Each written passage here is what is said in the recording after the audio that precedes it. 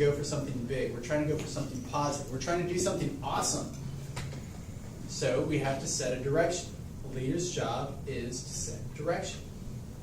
Something else that we might want to do is foster collaboration. Why do we want to foster collaboration? Well, because as a group, we can get more done. As a group, have you heard the saying, we're only as strong as the weakest link in the chain? It's true. Shared burden, shared knowledge, shared execution gets more done. And then the third and final point of universal ideas behind leadership is to motivate achievement. All right, so I mentioned being a soccer coach. My goal for our soccer team was to have fun.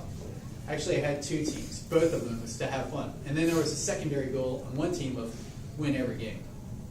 And on the other team, it was secondary goal of let's just help our players achieve greater development.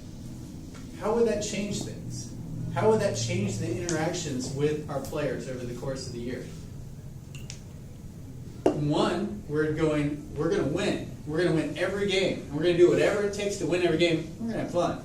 And the other, we're going to develop. Think about how that might change rotations. Think about how that might change the players we put in at different times and where we play the players.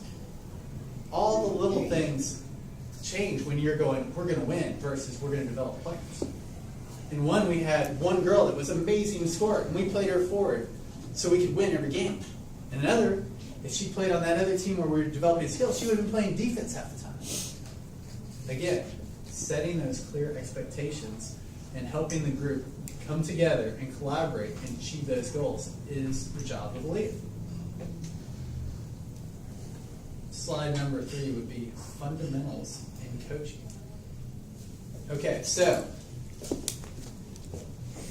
what the idea behind fundamentals in coaching is that if you're working with a group,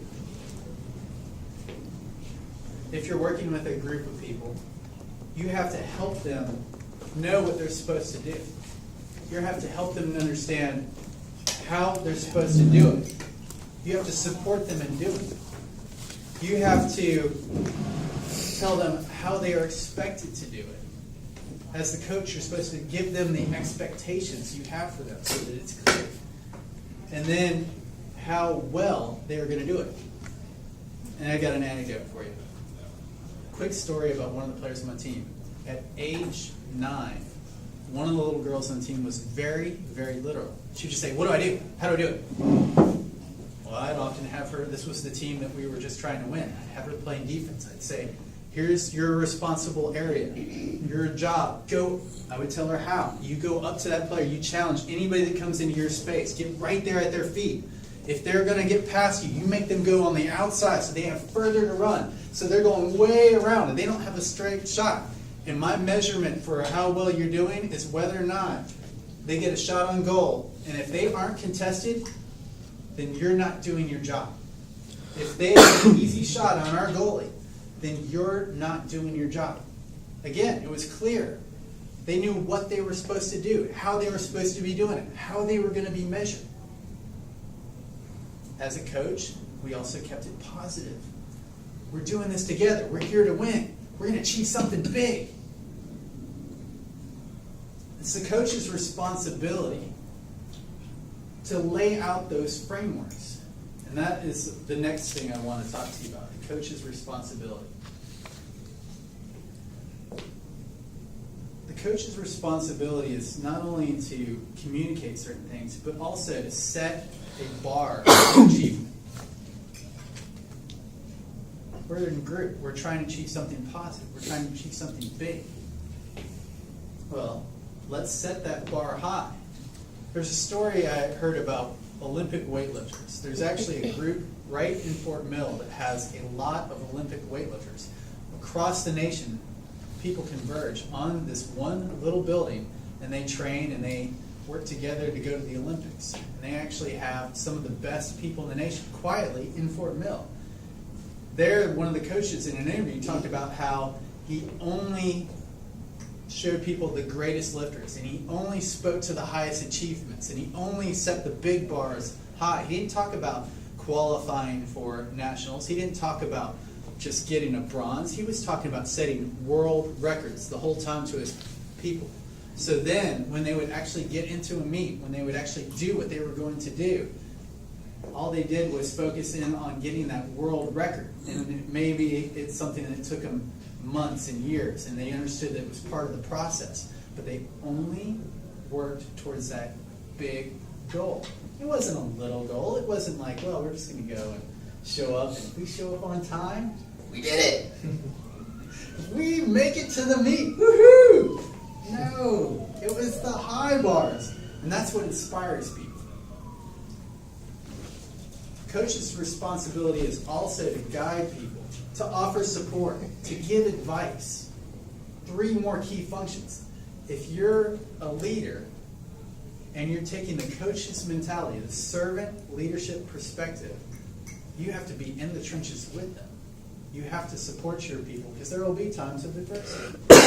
There will be times when you take a look and you say, how am I going to do this? Get advice. Going back to the soccer idea, you get up to their feet.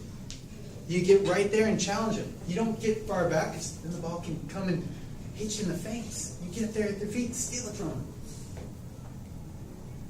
The Olympic weightlifters down in Fort Mill.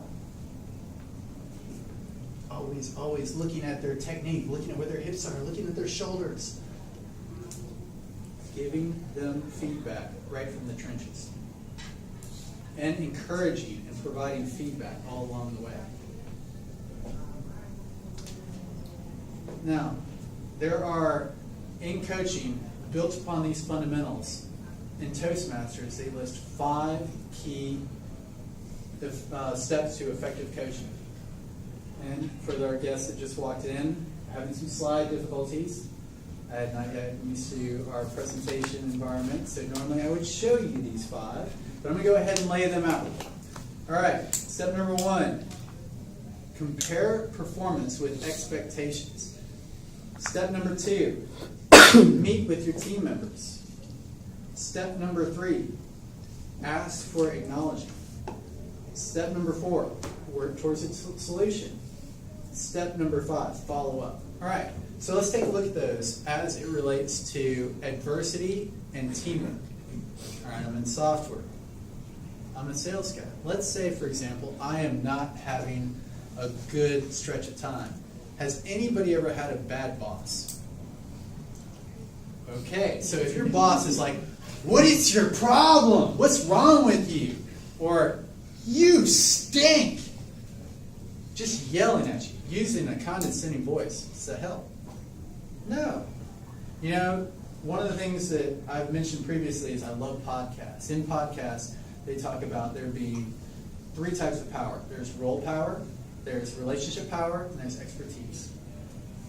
Well, relationship power is the most effective. Role power wears out. Expertise can wear out. Has anybody heard this saying, people don't care so they know how much, they don't care about your solution so they know how much you care? It's relationship power that's important. So in this adversity type model, you take a look and you say, well, Brian, you're not doing so well. Let's take a look at what you're doing. Brian, let's have a meeting here and let's map out what you're up to and let's see how we can improve on this. I'm here with you. Let's do this together. Let's do something big together. Brian, do you see that you haven't made your numbers in an unacceptable period of time? Right. Something's not working. The definition of insanity is doing the same thing over and over again and not making any changes. How are you going to change it? I've had good managers and I've had bad managers. The good managers are right there with you saying, I believe in you. Let's do this. Let's do this together. Versus, you suck. You stink. I might as well just fire you right now. That doesn't inspire. Coaches can't inspire when they have that tone because they're not forming a positive relationship. I'm going to move on to some tips that Toastmasters provides you can all take away for your leadership positions, whether it be your family, here in Toastmasters, your job, in sports, whatever it may be, in the church, civic groups.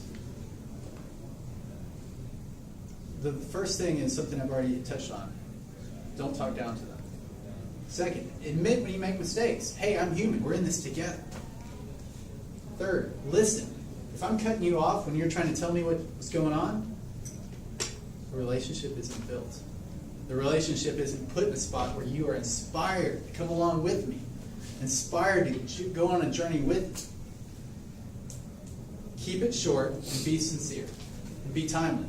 I had a bad manager one time that had a performance appraisal of me, waited until 6 months later to give me that yearly feedback. How awesome is that? How inspired was I about working with that guy?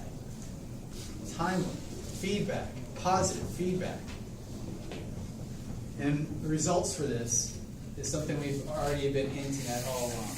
High morale, empowerment and development. A group working to achieve something spectacular.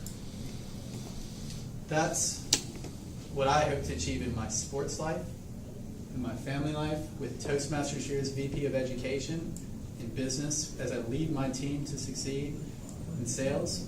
And that's what I hope some of the tips that you've gotten, Mr. Toastmaster.